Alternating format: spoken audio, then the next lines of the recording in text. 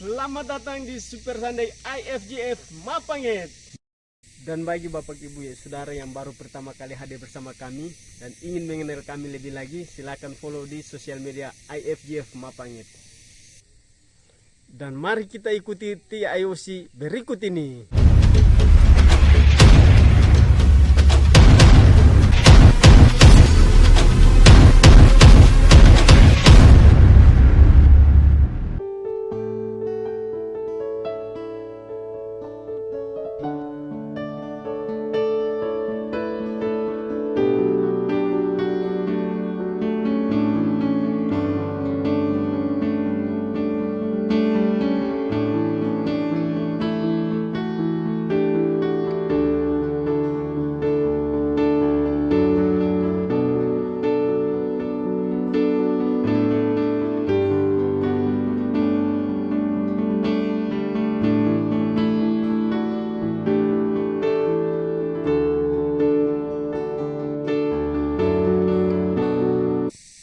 Saat ini kita akan memberikan persembahan, tetapi sebelum kita memberikan persembahan, mari kita satu dalam doa. Bapa, di dalam nama Tuhan Yesus, di saat ini kami akan memberikan persembahan kami. Bapa, tetap sebelum itu Tuhan, kami mohon daripada Tuhan, berkatilah persembahan kami untuk perluasan pekerjaan-Mu di tengah-tengah dunia ini. Terima kasih Bapa, terima kasih Tuhan Yesus, hanya dalam nama Tuhan Yesus, haleluya, amin. Selamat memberi, Tuhan Yesus memberkati.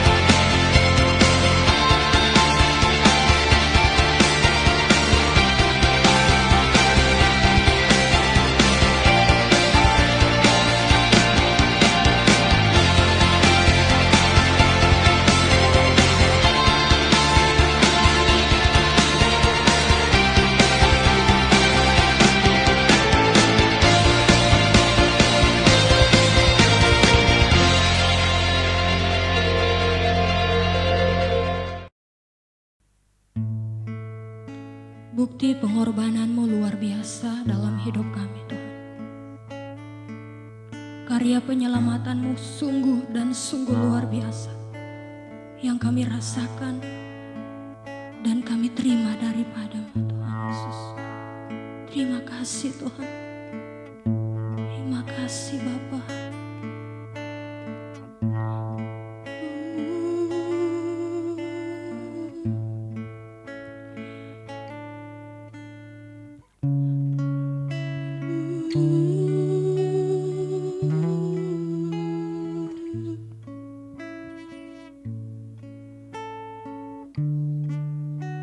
Yes, Tuhan.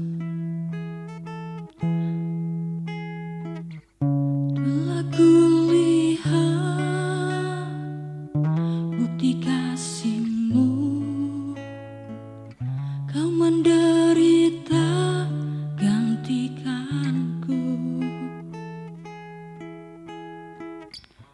Dengan darah-Mu Kau selamatkanku. Kini ku hidup menyenangkan-Mu. Aku lihat bukti kasih-Mu. Kau menderita gantikanku. Dengan darah-Mu Kau selamatkanku. Kini ku hidup menyenangkan-Mu.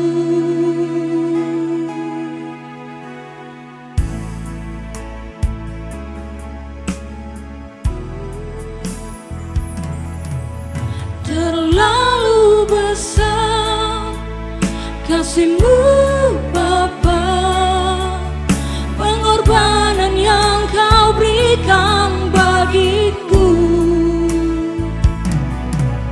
Terlalu mahal darah-Mu Yesus, tercurah untuk menebus hidupku.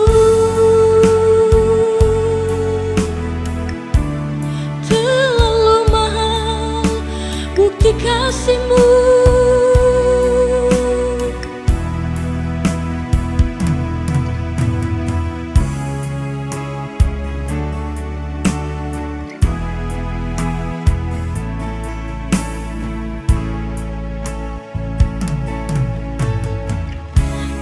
Kulihat bukti kasih-Mu.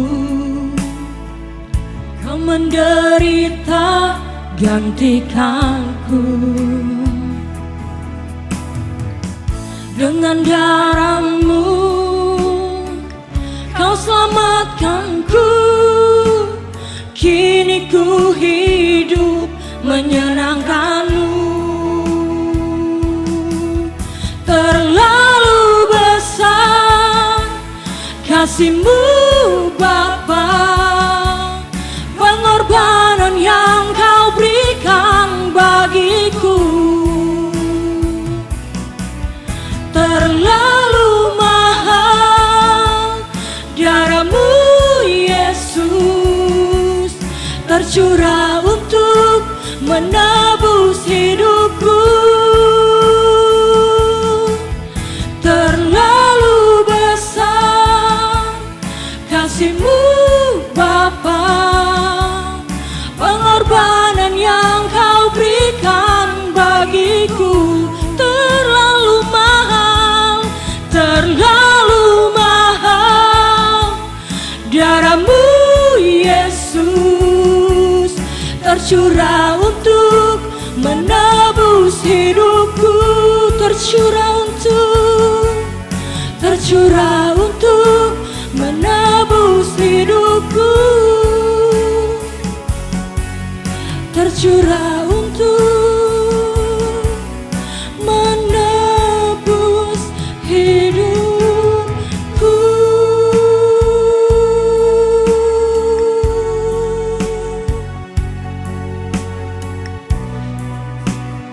Yes, amin Tuhan. Terlalu besar, terlalu ajaib, terlalu mahal Tuhan, pengorbanan-Mu Tuhan, karya penyelamatanmu.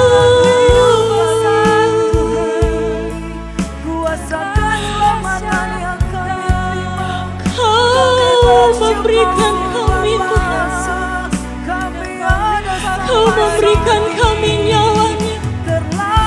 Terima kasih Tuhan, sebab karya penebusan-Mu luar biasa kami alami dalam hidup kami.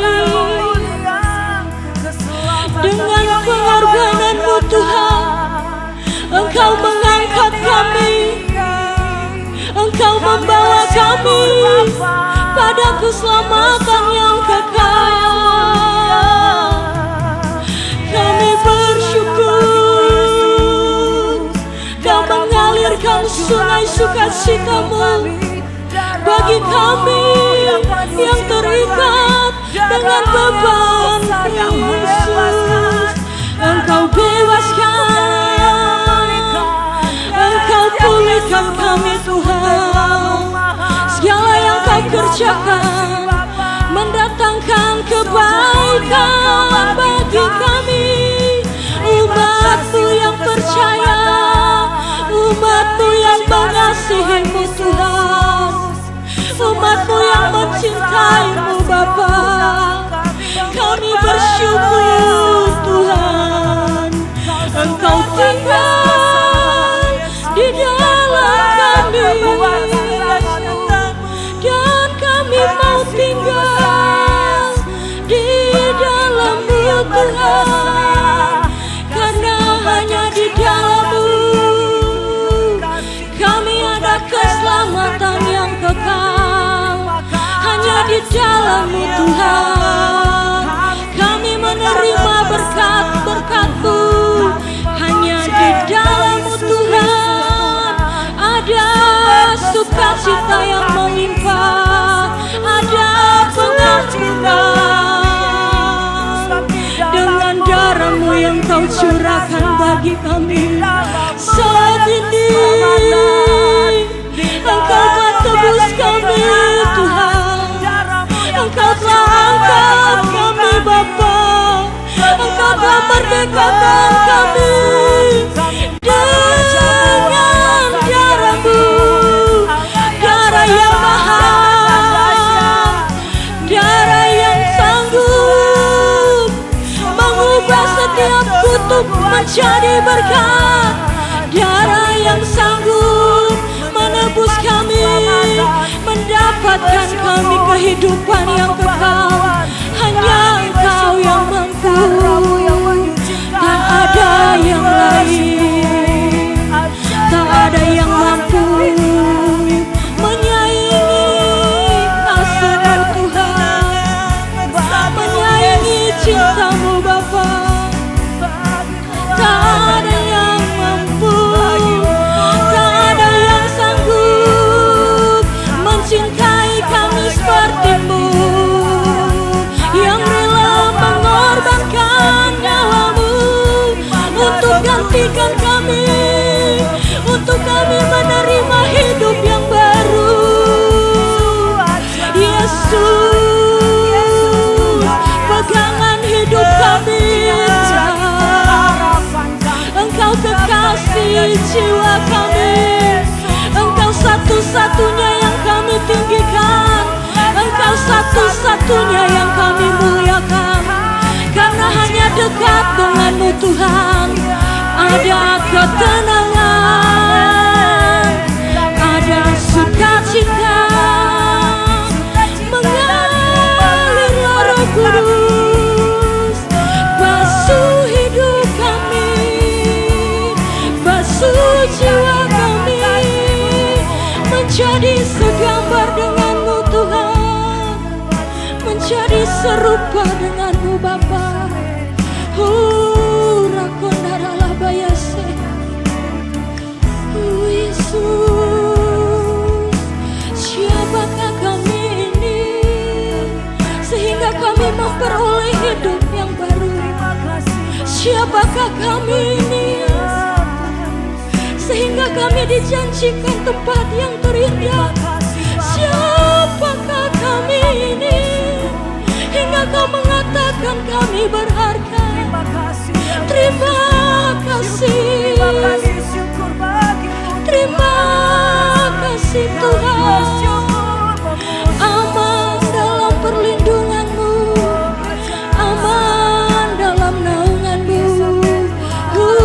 Yesus Tuhan, Kau yang kami banggakan saat ini, Engkau yang kami muliakan, Engkau yang kami sanjung tinggi.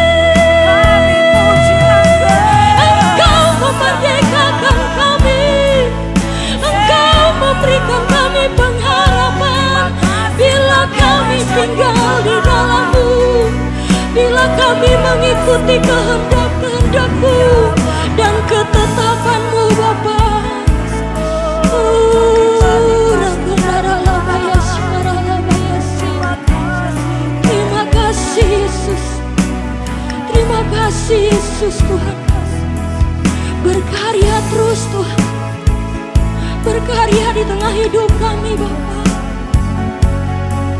agar kami tetap ada di jalur-Mu, agar tetap kami terus mengandalkan Engkau, mengandalkan kekuatan yang Kau berikan bagi kami, mengandalkan setiap yang Kau anugerahkan bagi kami, bukan dengan kekuatan kami sendiri Tuhan, bukan dengan kemampuan, bukan dengan kepintaran kami, tetapi semuanya Engkau Tuhan, semua karena anugerah-Mu Bapa. Nikanda siranda, semua karena anugerah-Mu yang Kau nyatakan, yang Kau berikan. Terima kasih buat salib-Mu yang sudah gantikanku, yang sudah tebus semua dosaku. Segala yang gelap, segala yang tidak berkenan, semuanya hilang di dalam-Mu, Yesus. Sebab Engkau nama yang memerdekakan, sebab Engkau nama yang memberikan kami kelepasan. Indah dalam-Mu, indah dalam-Mu Tuhan, sungguh indah kami berada di hadirat-Mu. Sembah syukur kami hanya padamu, sembah syukur kami hanya hanya padamu, hanya padamu Tuhan. Engkau yang layak, Engkau yang layak terima pujian, Engkau yang layak terima pengagungan kami, Yesus. Sungguh kami bangga menerima keselamatan yang daripada-Mu. Tuhan, Kau perisai kami, Tuhan, Kaulah kekuatan kami, berjalan bersama-Mu, berjalan terus tanpa memandang hal-hal duniawi Tuhan, tapi kami mau pandang salib-Mu yang menebus kami, yang sudah memerdekakan kami. Terima kasih Tuhan, Engkau menghancurkan kuasa maut. Glory, Hosana bagi, Hosana Tuhan, Hosana, glory hanya bagi-Mu Tuhan. Engkau Tuhan, Engkau Raja kami, sebab terlalu besar pengorbanan-Mu bagi kami, terlalu mahal Tuhan darah-Mu.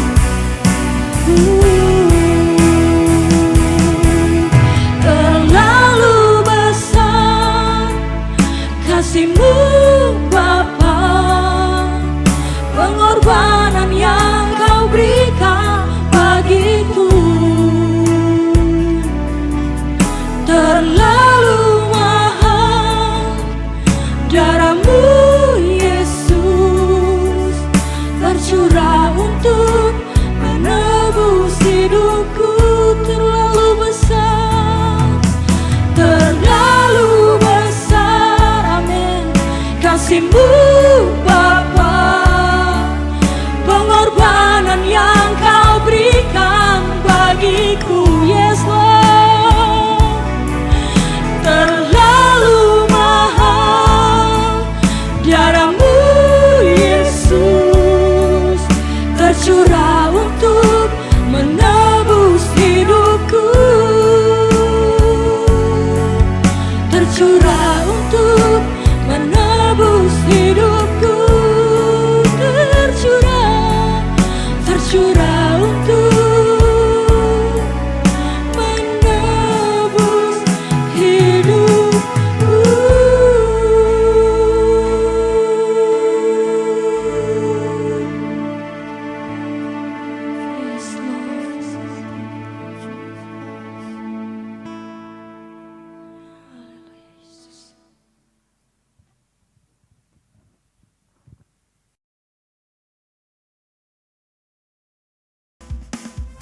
Sebab satu nama yang mengatasi segala nama, dialah nama Yesus yang rela mati untuk menebus setiap dosa dan membuat kita menjadi pemenang-pemenang.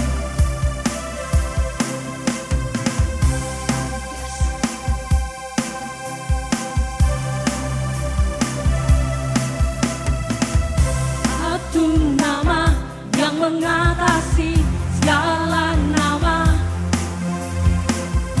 Satu nama yang mengatasi segala nama. Yesus Tuhan yang disalibkan untuk gantikanku. Yesus Tuhan yang mati untuk tebus semua dosaku. Gelap sirna di dalam terangnya kemuliaan, surga dinyatakan belenggu dosa telah dipatahkan oleh kuasa darah anak domba.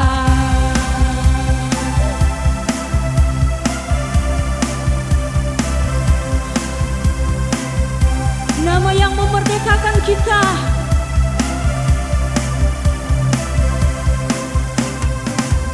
Satu nama yang mengatasi segala nama.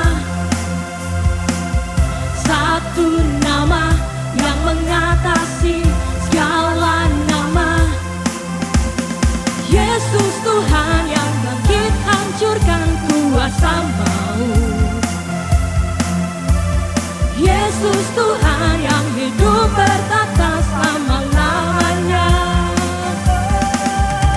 Gelap sirna di dalam terangnya kemuliaan, surga dinyatakan belenggu dosa telah dipatahkan oleh kuasa darah anak domba. Langit bumi beritakan kemenangan yang terdengar, sorak haleluya, ikatan dunia telah dikalahkan oleh kuasa darah anak domba. Oleh darah-Mu kami dimerdekakan Tuhan.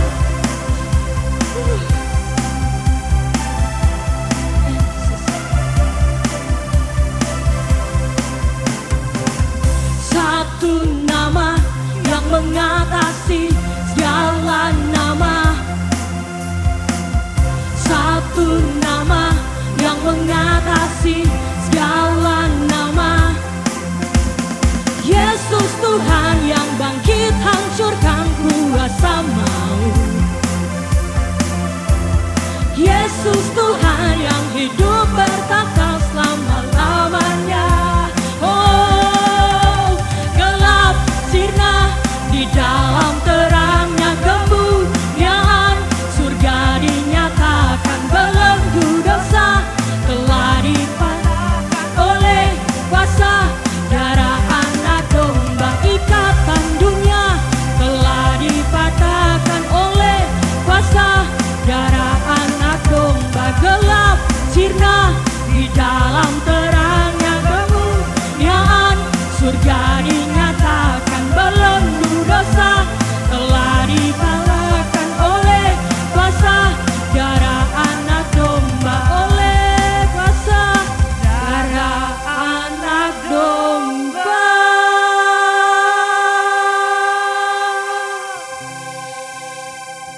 Hari yang indah untuk kita bisa terus menyembah Tuhan. Waktu yang tepat untuk kita bisa memuliakan Tuhan. Karena ini adalah hari-hari terakhir di mana musuh Tuhan ingin menghentikan penyembahan. Tapi mari kita gunakan kesempatan yang sempit ini untuk kita memuliakan Tuhan lebih dari waktu-waktu yang lalu. Dan setelah kita menyembah Tuhan, memuji Tuhan, kita akan masuk dalam perjamuan kudus. Sebelum kita berdoa, saya akan membacakan firman Tuhan dari 1 Korintus 11 ayat 23 sampai ayat ke-31. Sebab apa yang telah kuteruskan kepadamu telah aku terima dari Tuhan, yaitu bahwa Tuhan Yesus pada malam waktu ia diserahkan mengambil roti, dan sesudah itu ia mengucap syukur ke atasnya. Ia memecah-mecahkannya dan berkata, inilah tubuhku yang diserahkan bagi kamu, perbuatlah ini menjadi peringatan akan aku. Demikian juga ia mengambil cawan sesudah makan. Lalu ia berkata, cawan ini adalah perjanjian baru yang dimeteraikan oleh darahku. Perbuatlah ini setiap kali kamu meminumnya menjadi peringatan akan aku. Sebab setiap kali kamu makan roti ini dan minum cawan ini, kamu memberitakan kematian Tuhan sampai ia datang. Jadi barang siapa dengan cara yang tidak layak atau tidak sopan, makan roti atau minum cawan Tuhan, ia berdosa terhadap tubuh dan darah Tuhan. Karena itu hendaklah tiap-tiap orang menguji dirinya sendiri, dan baru sesudah itu ia makan roti dan minum dari cawan itu. Karena barang siapa makan dan minum tanpa mengakui atau menghormati tubuh Tuhan, ia mendatangkan hukuman atas dirinya. Sebab itu banyak di antara kamu yang lemah dan sakit, dan tidak sedikit yang meninggal. Kalau kita menguji diri kita sendiri, hukuman tidak menimpa kita.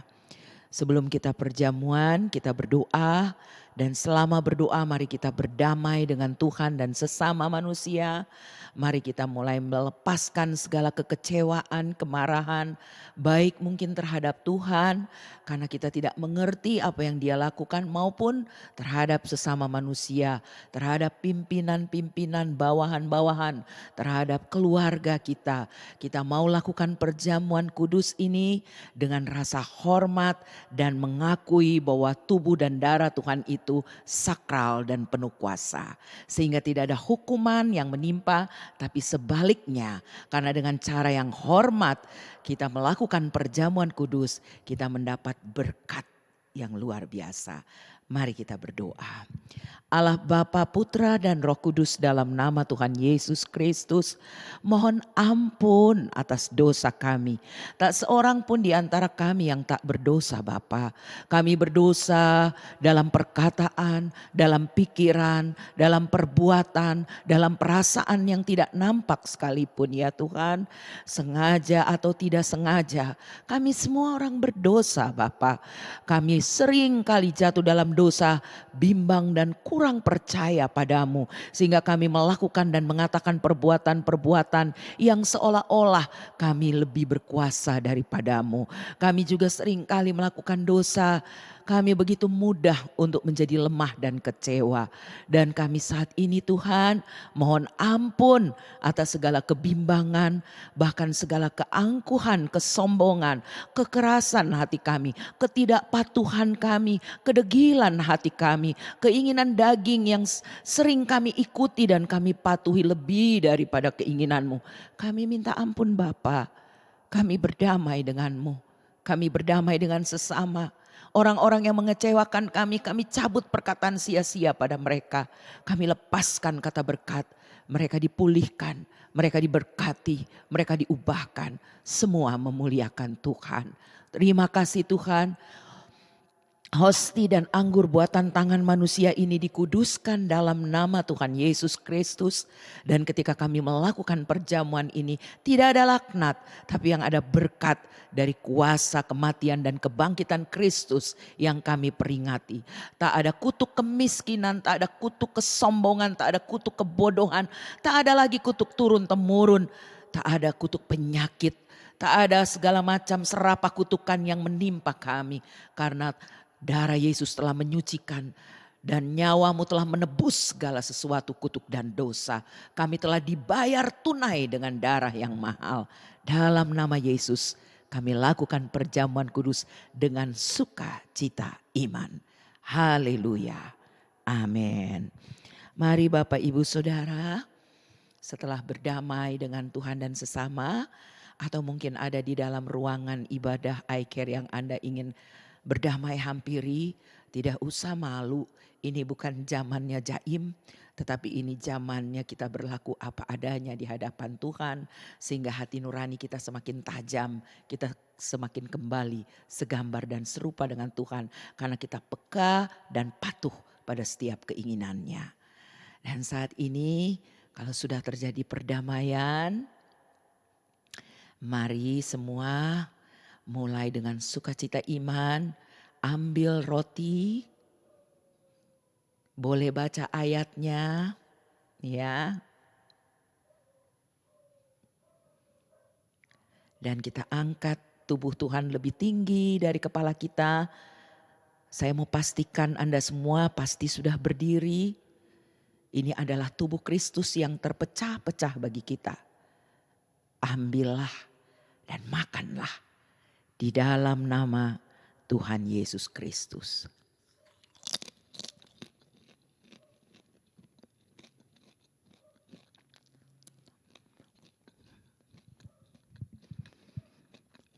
Terima kasih. Dengan rasa syukur kita melakukan perjamuan kudus. Terima kasih Tuhan. Terima kasih. Demikian juga Tuhan mengambil cawan sesudah makan. Lalu ia berkata, cawan ini adalah perjanjian baru yang dimeteraikan oleh darahku. Saudara ambil cawan, yang belum buka boleh buka. Tidak perlu tergesa-gesa. Mari lakukan dengan rasa kasih dan hormat kepada Tuhan. Angkat cawan lebih tinggi dari kepala kita.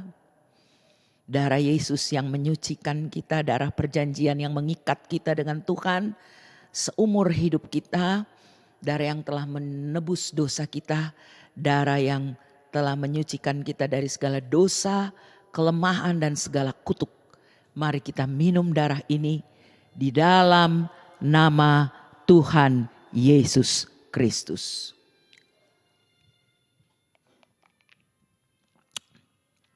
Mari katakan terima kasih Tuhan, terima kasih. Terima kasih. Terima kasih. Terima kasih. Terima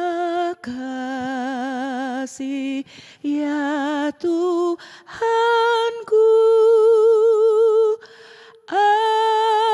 atas keselamatanku,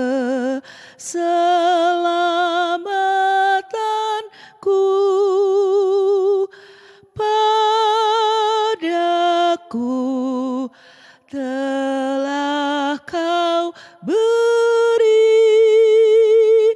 hidup bahagia abadi.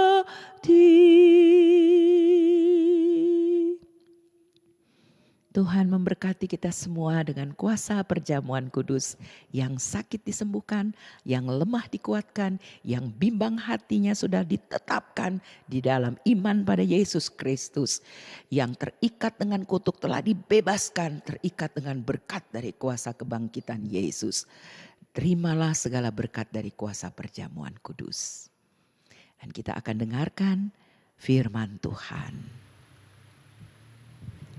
Shalom, selamat hari Minggu buat Bapak Ibu Saudara yang ada di rumah, jemaat Tuhan AFCF Mapanget, yang ada di tempat ibadah di iCare masing-masing juga. Dan Happy Valentine buat yang merayakan. Karena hari ini 14 Februari dan banyak orang merayakan hari ini sebagai hari kasih sayang. Hari di mana orang-orang membagikan coklat, membagikan bunga dan hadiah-hadiah lainnya sebagai tanda kasih kepada orang-orang terdekat atau orang-orang di sekitar mereka. Dan mungkin juga yang di AFCF Mapanget hari ini ada yang bagi-bagi coklat. Kalau ada jangan lupa ya, saya juga dong mau coklatnya. Ya, apalah yang kita mau bagi hari ini sebagai tanda kita mengasihi seseorang. Tidak apa-apa, karena ini memang momennya untuk kita berbagi sesuatu. Walaupun sebagai orang percaya, sebagai orang Kristen, yang namanya berbagi kasih sayang atau menunjukkan kasih sayang tidak dibatasi hanya pada hari Valentine saja atau hari 14 Februari, tanggal 14 Februari. Tetapi kapan saja, setiap saat kita bisa menunjukkan atau berbagi kasih dengan orang-orang di sekitar kita. Karena memang Allah kita yang kita sembah adalah Allah yang kasih adanya. Pagi hari ini saya memberi judul firman Tuhan atau khotbah pada pagi hari ini adalah You Are Loved atau Anda dikasihi. Kita buka di dalam Yesaya 43 ayatnya yang pertama sampai ayatnya yang keempat. Firman Tuhan berkata di dalam kitab Yesaya 43 ayatnya yang pertama sampai ayat yang keempat. Tetapi sekarang beginilah firman Tuhan yang menciptakan engkau, hai Yakub, yang membentuk engkau, hai Israel. Janganlah takut, sebab aku telah menebus engkau, aku telah memanggil engkau dengan namamu. Engkau ini kepunyaanku. Apabila engkau menyeberang melalui air, aku akan menyertai engkau, atau melalui sungai-sungai, engkau tidak akan dihanyutkan. Apabila engkau berjalan melalui api, engkau tidak akan dihanguskan, dan nyala api tidak akan membakar engkau. Sebab akulah Tuhan Allahmu yang Maha Kudus, Allah Israel, Juru Selamatmu. Aku menebus engkau dengan Mesir, dan memberikan Etiopia dan Sheba sebagai gantimu. Oleh karena engkau berharga di mataku dan mulia, dan aku ini mengasihi engkau, maka aku memberikan manusia sebagai gantimu dan bangsa-bangsa sebagai ganti nyawamu. Ya, firman Tuhan kita sudah baca, dan ayat ini pasti sudah tidak asing, apalagi ayatnya yang keempat. Kita sudah sering dengar, kita sudah sering bagikan kepada orang-orang di sekitar kita, bagikan di medsos, sudah sering juga dikhotbahkan. Yesaya 43 ayat yang keempat. Setiap orang pasti ingin dikasihi atau ingin diterima. Semua kita tanpa terkecuali pasti ingin dikasihi dan ingin diterima. Bahkan orang yang jahat sekalipun, dia memiliki kebutuhan untuk dikasihi dan diterima. Karena memang dikasihi atau diterima itu adalah kebutuhan mendalam dari manusia. Kita punya berbagai macam kebutuhan dalam hidup. Ada kebutuhan untuk tubuh kita, kebutuhan untuk jiwa kita, kebutuhan terutama untuk roh kita juga. Dan kebutuhan, salah satu kebutuhan mendalam manusia adalah dikasihi dan diterima. Semua orang tanpa terkecuali, mulai dari yang masih kecil bahkan yang baru lahir pun. Seorang bayi pun dia membutuhkan yang namanya dikasihi atau diterima. Ada satu penelitian, saya lupa di mana penelitian itu dilakukan, di mana ada bayi-bayi yang ditempatkan di satu ruangan khusus, kemudian ada dibagi dua bagian ya, bayi-bayi mereka dibagi dua bagian. Dan di ruangan yang satu, bayi-bayi ini sering dikunjungi, sering diberikan kata-kata positif, sering dibelai, diberikan perhatian dan kasih sayang. Kemudian bayi-bayi di tempat yang lain kurang diberikan perhatian. Dan setelah mereka melakukan penelitian, bayi-bayi yang sering diberikan perhatian, diberikan kasih sayang, dibelai, diberikan apa yang mereka perlukan, mereka butuhkan, perkembangan dan pertumbuhan mereka sangat baik. Tetapi bayi-bayi yang tidak diperhatikan atau kurang diperhatikan, tidak disalurkan kasih sayang, mereka mengalami pertumbuhan yang tidak baik, bahkan ada yang meninggal. Karena sejak dari manusia itu lahir, bahkan dari dalam kandungan pun, ada anak-anak yang ketika mereka lahir, mereka merasa tertolak. Setelah mereka mengerti, mereka besar, mereka merasa tertolak. Karena dari kandungan, orang tua atau ibu atau mungkin ayah telah melakukan penolakan. Karena memang seorang manusia, bahkan sejak dia dari masih janin, kebutuhan mendalamnya adalah dikasihi dan diterima. Jika seseorang tidak dikasihi atau tidak diterima, maka dia akan menunjukkan emosi-emosi yang negatif. Emosi-emosi yang negatif ini bisa dalam bentuk ketakutan yang berlebihan, bisa dalam bentuk minder atau malu yang terlalu berlebihan, rendah diri, bisa juga dalam bentuk rasa bersalah yang berlebihan, atau juga kemarahan yang tidak terkendali. Itu emosi-emosi negatif yang bisa timbul ketika seseorang merasa tidak dikasihi atau tidak diterima.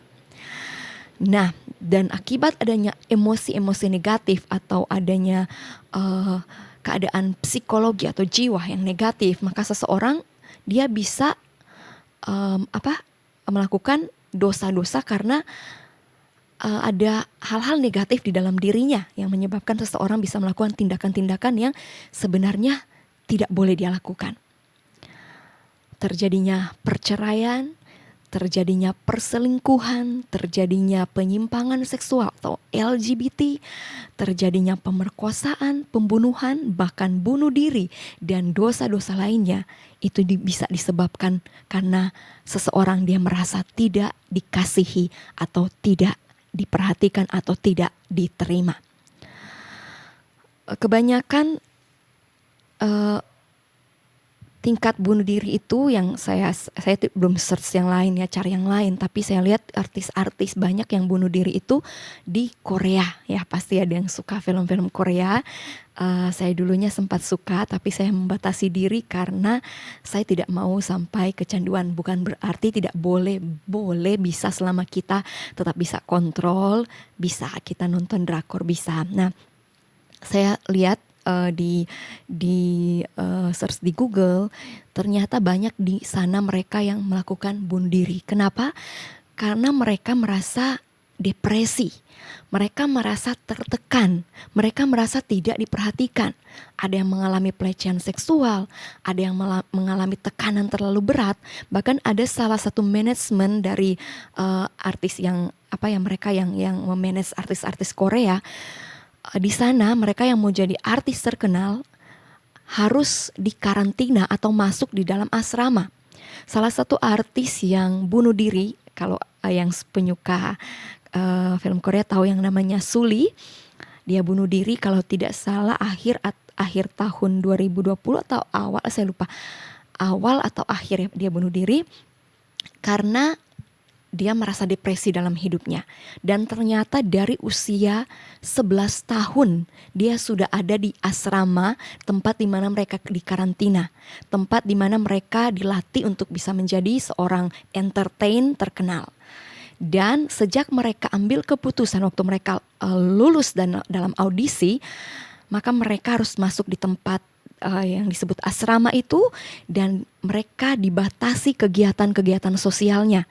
Kehidupan masa lalu mereka harus ditutup, bahkan untuk bersosialisasi dengan keluarga, dengan orang-orang dekat, sahabat terdekat itu dibatasi. Bahkan ada yang tidak boleh sama sekali. Nah, dengan keadaan seperti itu tentu mereka merasa mereka kurang perhatian, kurang dikasihi, kurang diterima. Itu yang menyebabkan Suli dan beberapa artis lainnya melakukan bunuh diri. Jadi yang namanya dikasihi dan diterima itu sangat-sangat dibutuhkan oleh seorang manusia. Saya akan bacakan satu curhatan yang saya lihat di media sosial ya. Ada seorang perempuan, tidak disebutkan namanya, hanya ditulis identitasnya perempuan 23 tahun, pegawai swasta. Dia curhat seperti ini. Saya merasa orang lain tidak menghargai saya. Bahkan untuk yang disebut teman. Saya berusaha melakukan apapun yang mereka mau, tapi mereka justru mengacuhkan. Tidak ada yang benar-benar sayang, bahkan itu keluarga.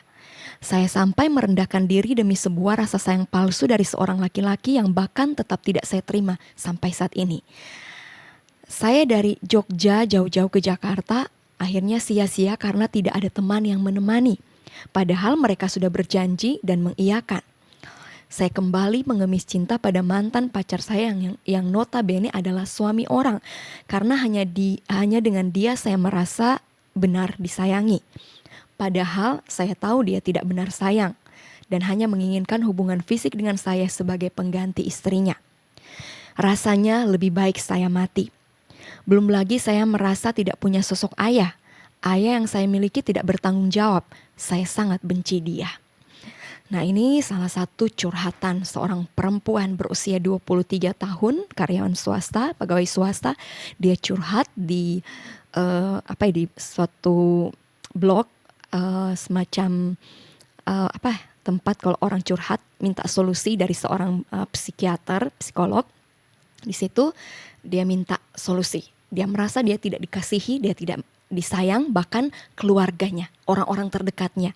Dia coba cari kasih sayang sejati dari pria, tetapi itu pun dia tidak dapat. Bahkan sampai dia harus rela melakukan perselingkuhan dengan mantan pacarnya demi mendapatkan apa yang dianggap itu kasih sayang dan perhatian. Padahal sebenarnya itu pun palsu, karena mantan pacarnya tidak menginginkan dia secara emosional ya, seperti itu, hanya inginkan tubuhnya saja.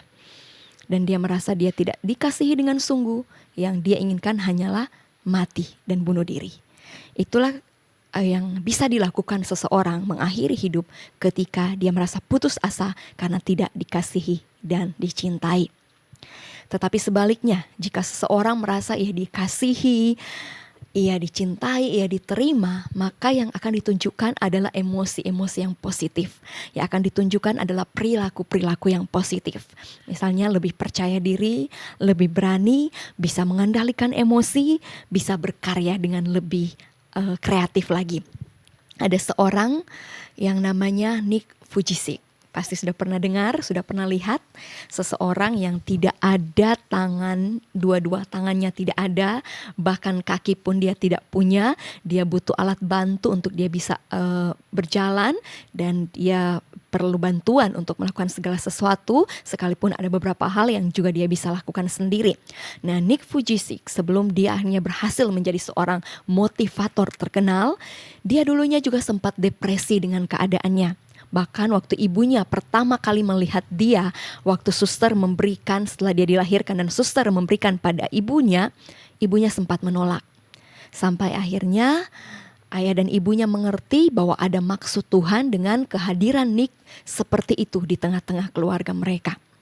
Nick sejak kecil dibully, sejak kecil dia merasa dikucilkan, dia juga sempat depresi, merasakan tidak dikasih dan tidak diterima, sampai akhirnya dia menemukan cinta yang sejati di dalam Tuhan.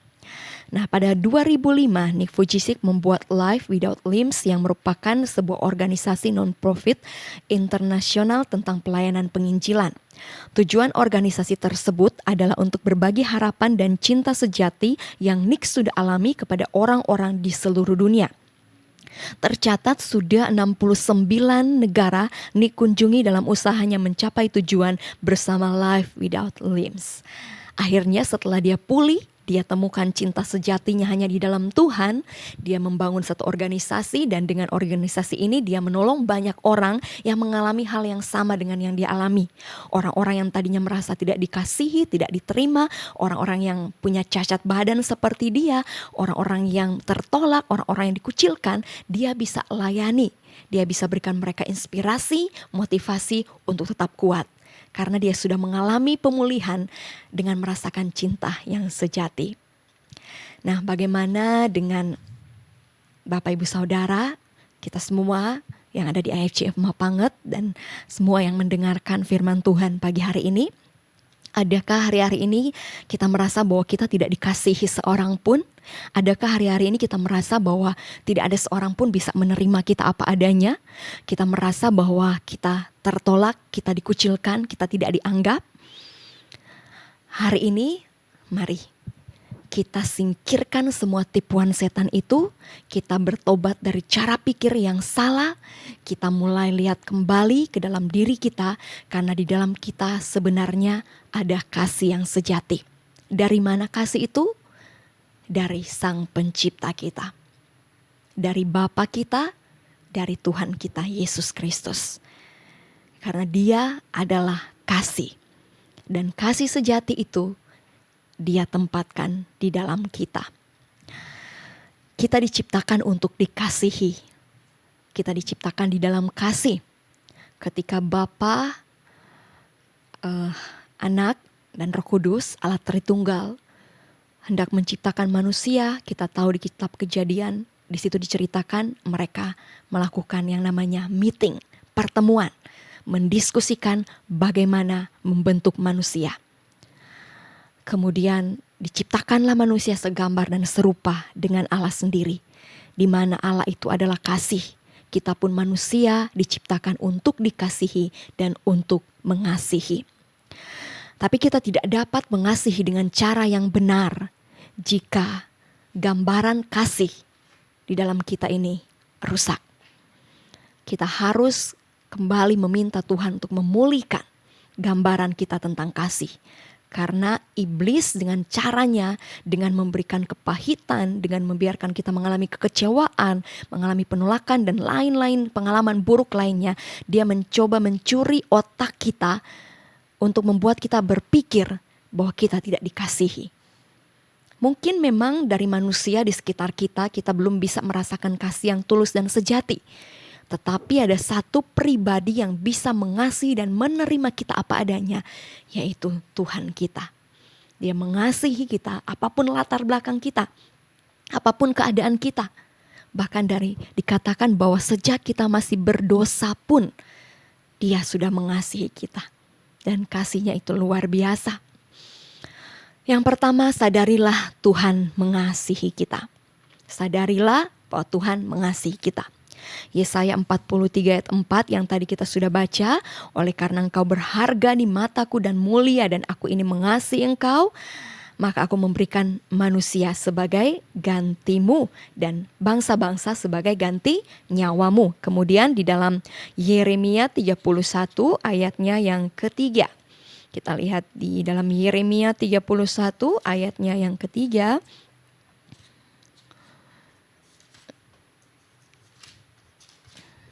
Ya, di sini firman Tuhan berkata, dari jauh Tuhan menampakkan diri kepadanya. Aku mengasihi engkau dengan kasih yang kekal, sebab itu aku melanjutkan kasih setiaku kepadamu. Ia mengasihi kita dengan kasih yang kekal. Jadi kasihnya tidak bisa dibatasi oleh apapun, tidak bisa dibatasi oleh siapapun dan tidak akan pernah berakhir karena kasihnya itu kekal. Dan ia mengasihi kita dengan kasih yang kekal. Mungkin ada yang bilang itu kan perjanjian lama.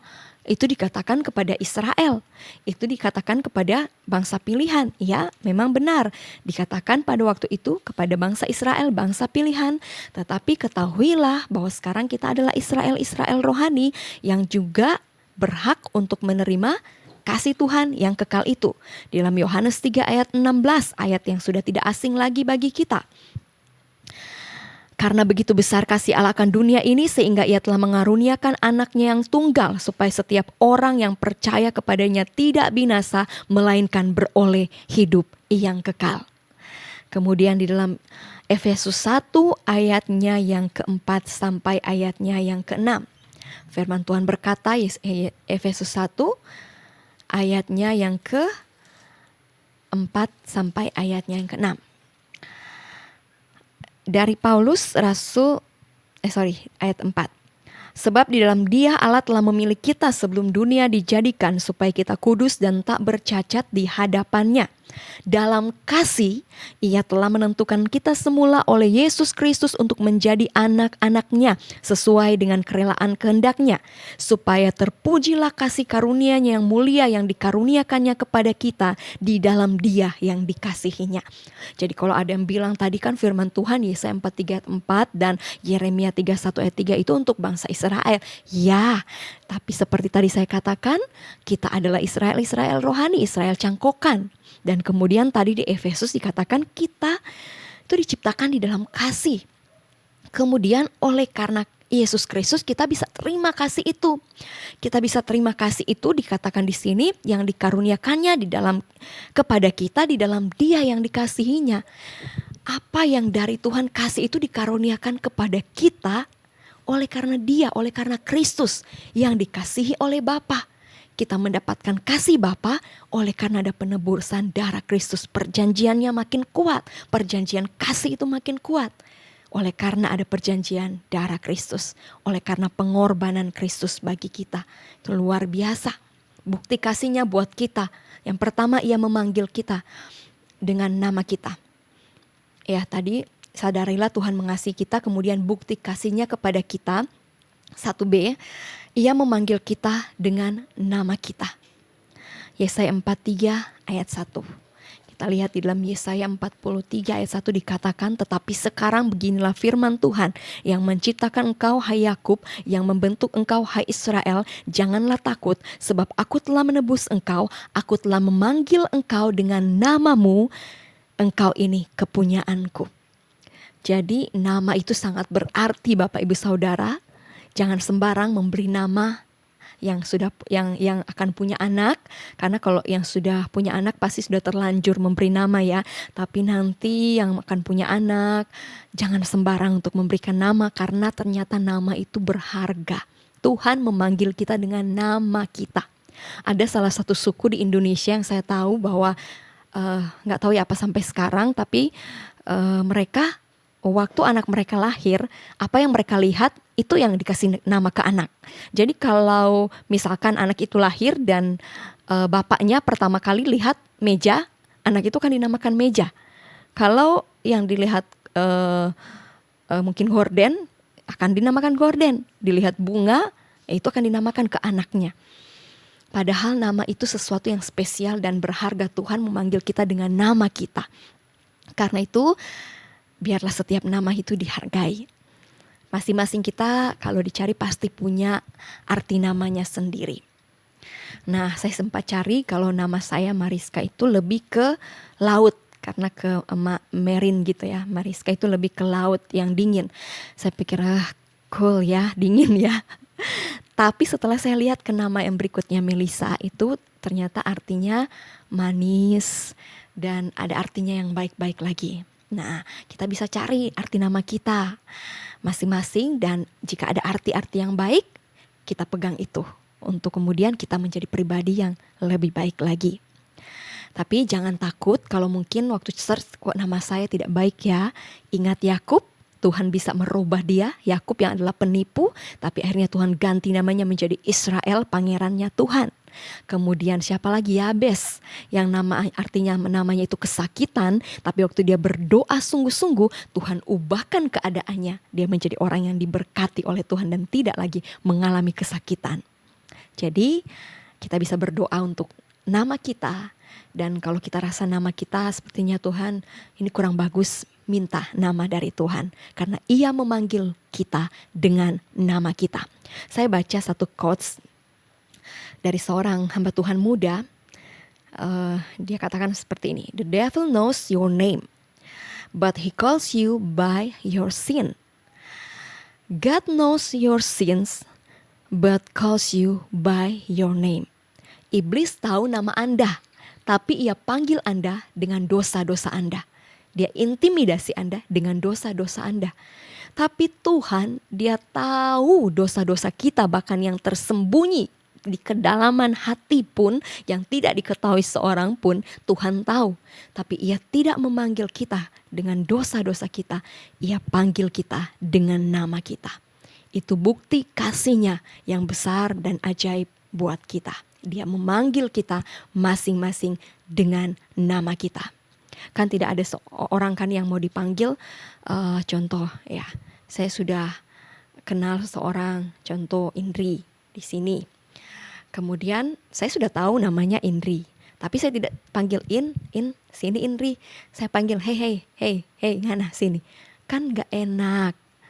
Kan tidak orang yang dipanggil Kak Ika kan tahu nama saya Indri. Kenapa kok dipanggil seperti itu, hanya hey. Karena kita semua ingin dipanggil dengan nama kita, dan Tuhan memanggil kita dengan nama kita. Yang B, Ia membayar harga yang sangat mahal untuk kita.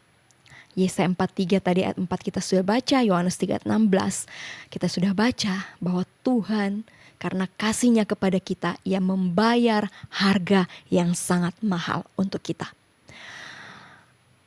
Kalau di versi The Message-nya itu dikatakan, I paid you with a huge price, dengan harga yang sangat mahal atau harga yang sangat besar. Itu karena kasih Tuhan yang luar biasa dalam hidup kita. Ia membayar harga yang sangat mahal. Tadinya Tuhan bilang bangsa-bangsa itu ganti nyawa kita. Tuhan memberikan manusia sebagai ganti kita, bangsa-bangsa sebagai ganti nyawa kita.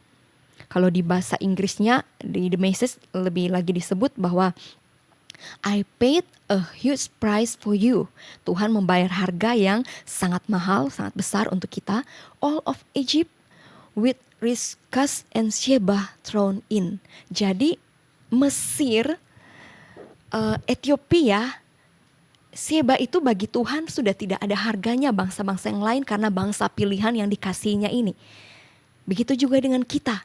Bahkan Tuhan bukan hanya memberikan bangsa-bangsa ganti kita, tapi nyawa anak tunggalnya sendiri, Yesus Kristus, diberikan bagi kita karena kasih-Nya yang begitu besar buat kita manusia.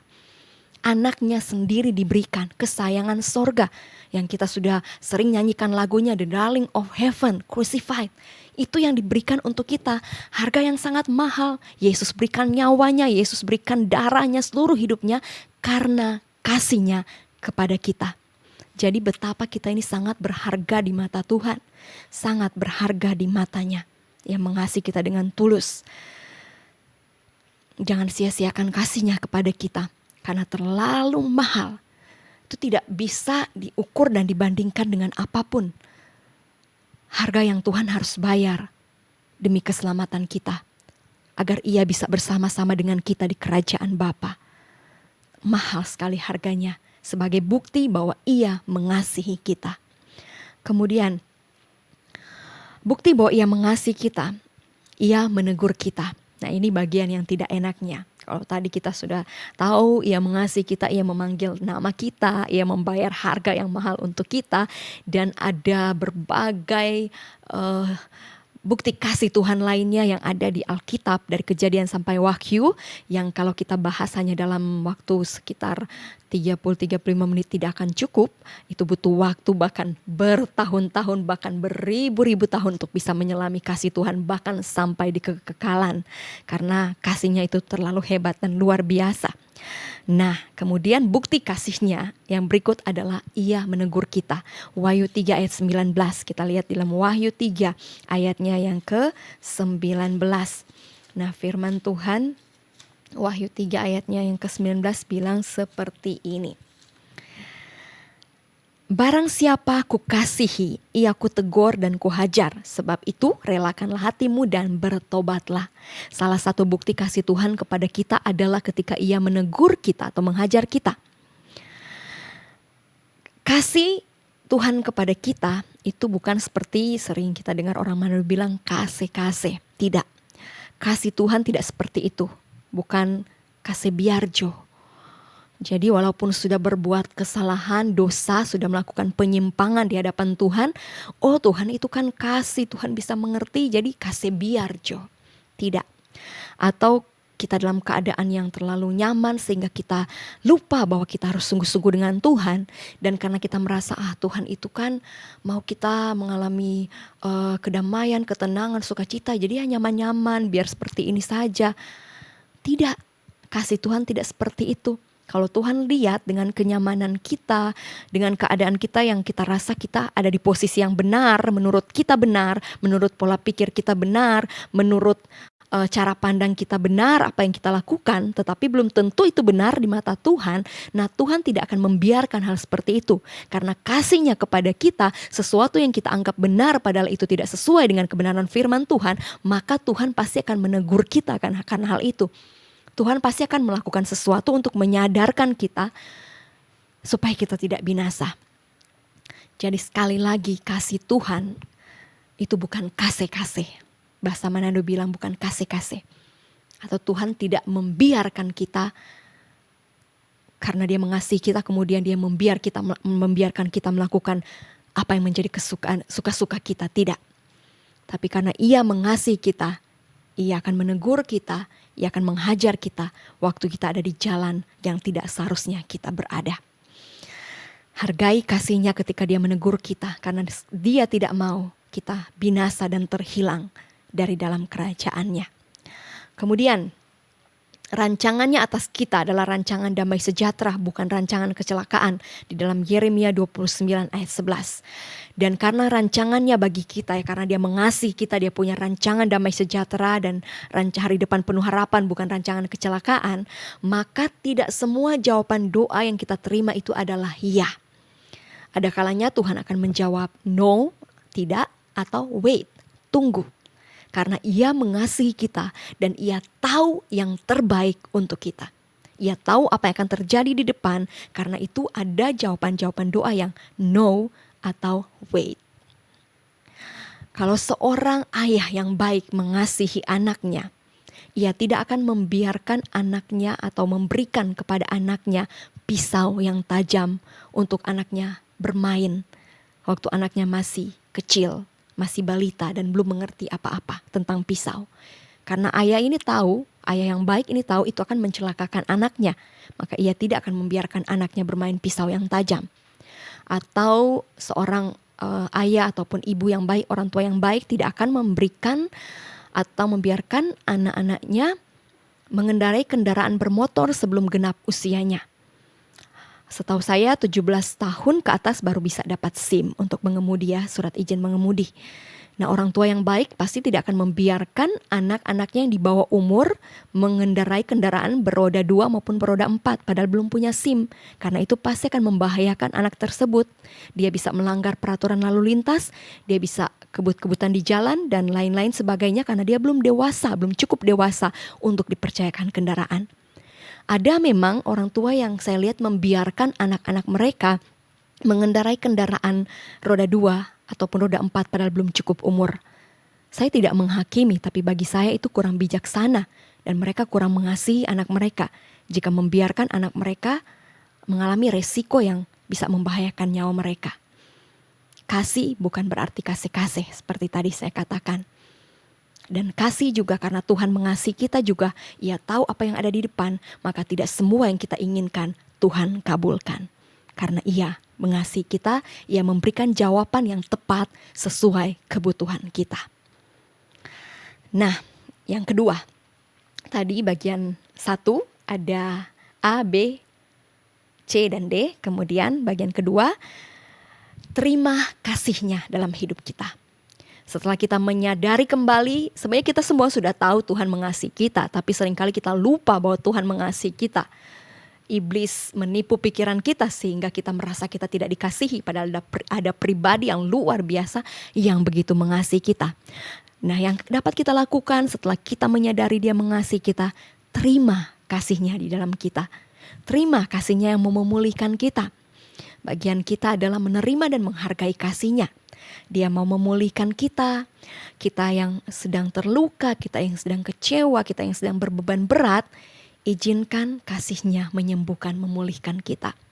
Jangan cari kesembuhan, pemulihan dengan kasih-kasih yang palsu. Kasih yang palsu tidak akan bisa menyembuhkan kita seutuhnya. Jiwa kita merasakan kepuasan sesaat, tetapi ujung-ujungnya kita tidak akan merasakan damai sejahtera. Ujung-ujungnya bisa kebinasaan kalau kita mencari kasih yang palsu. Yang sudah menikah, yang merasa tidak lagi dikasihi oleh suami atau istrinya, jangan cari kasih palsu dari pria atau wanita lain yang bukan suami atau istri Anda.